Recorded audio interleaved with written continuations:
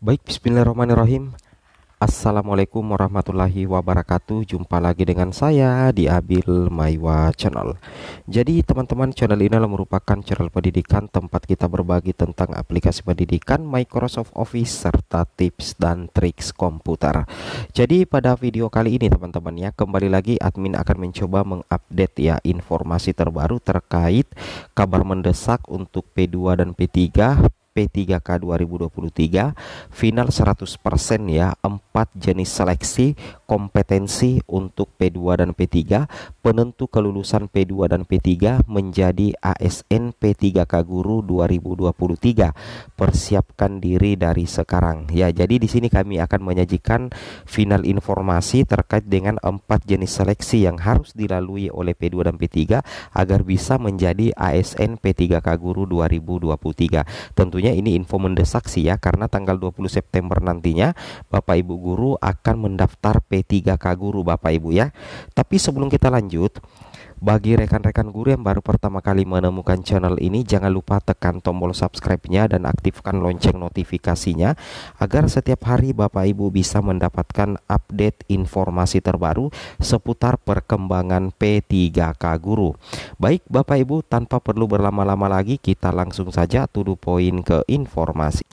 Nah, tentunya Bapak Ibu sudah melihat ya bahwa sudah ada alur pendaftaran SSC-ASN 2023 ya untuk P3K Guru, yang mana di sini ada 6 langkah ya, ada 6 langkah terkait dengan alur pendaftaran SSC-ASN 2023. Jadi kalau berdasarkan alur pendaftaran SSC-ASN 2023 P3K Guru, menurut informasi yang diberikan oleh Bapak Suharmen, semua pelamar itu wajib untuk membuat akun SSCSN, baik itu pendaftar baru atau pelamar yang sudah pernah ikut seleksi sebelumnya, itu wajib untuk membuat akun SSCSN 2023.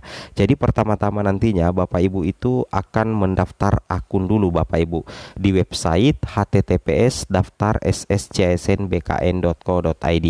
Nah, Bapak Ibu tentunya akan mendaftar akun dulu. Setelah nantinya Bapak Ibu mendapatkan akun SSCSN, nantinya Bapak Ibu itu akan ada penentuan prioritas. Jadi yang akan menentukan prioritas apakah Bapak Ibu masuk sebagai P1, P2, P3 atau pelamar umum, yaitu sistem di mana, yaitu sistem SSCSN 2023, yang nantinya dari sistem SSCSN itu akan mengambil data utama dari info GTK.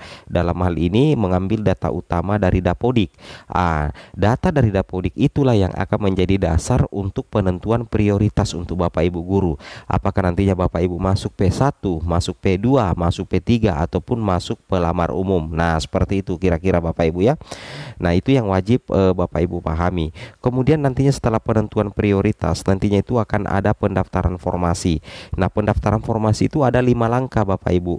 Yang pertama itu adalah mengisi biodata, kemudian memilih jenis seleksi P3K Guru, serta memilih pendidikan yang sesuai dengan Dapodik dan jabatan, mengupload dokumen, resume, dan mencetak kartu pendaftaran.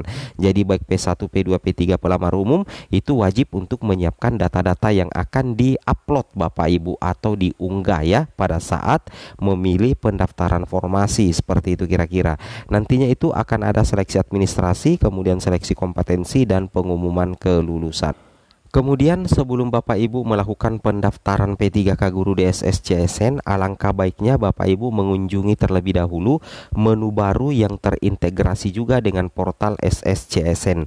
Nama menunya itu adalah ASN Karir. Nah, di ASN Karir nantinya Bapak Ibu bisa menemukan lowongan ya.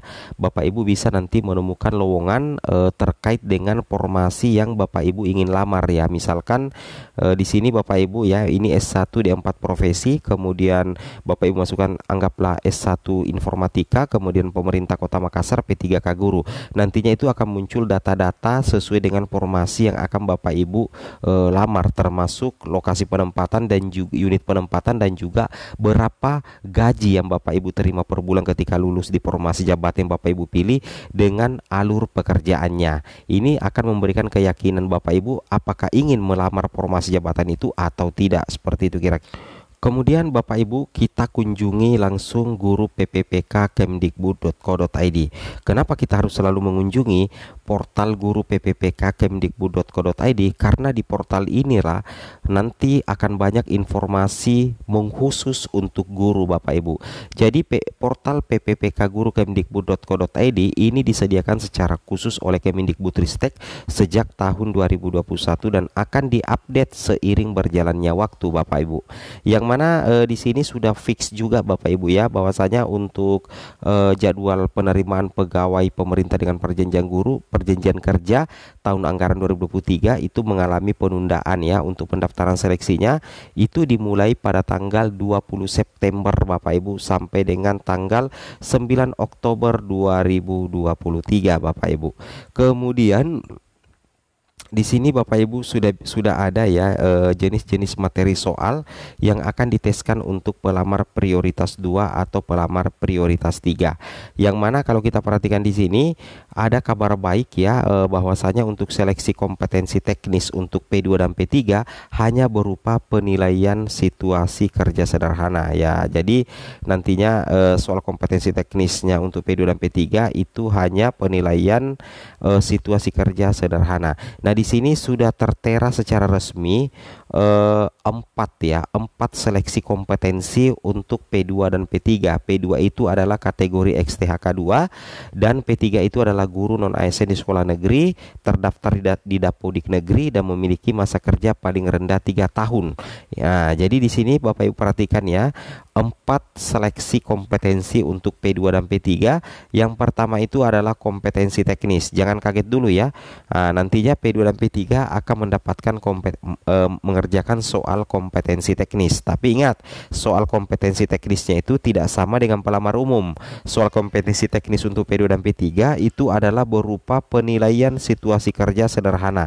Jadi terkait dengan tugas Bapak Ibu sebagai guru, atau ini bisa kita katakan sebagai soal-soal observasi. Ini tentunya menjadi kabar gembira karena kompetensi teknis inilah yang akan menjadi penentu utama kelulusan Bapak Ibu. Kompetensi teknis ya. Selain seleksi kompetensi teknis berupa penilaian situasi kerja, seleksi kompetensi kedua itu nantinya Bapak Ibu akan dites kompetensi manajerial. Jadi nanti akan ada soal-soal manajerial. Kemudian nantinya soal kompetensi yang ketiga itu ada namanya soal kompetensi sosial kultural Bapak Ibu. Nah, ketika Bapak Ibu sudah menyelesaikan ketiga soal kompetensi ini, maka akan dilanjutkan dengan soal wawancara. Inilah 4 final Bapak Ibu. Ini resmi Bapak Ibu. Inilah 4 seleksi kompetensi yang wajib diikuti THK2 dan guru non ASN negeri agar bisa lolos menjadi ASN P3K. Jadi solusinya yaitu Bapak Ibu P2 dan P3 harus tetap belajar ya. Harus tetap belajar karena bukan lagi kepala sekolah yang melakukan observasi, tetapi Bapak Ibu sendiri yang akan menentukan nasib Bapak Ibu melalui seleksi kompetensi, menyelesaikan 4 seleksi kompetensi yang Bapak Ibu akan jalani nantinya ya.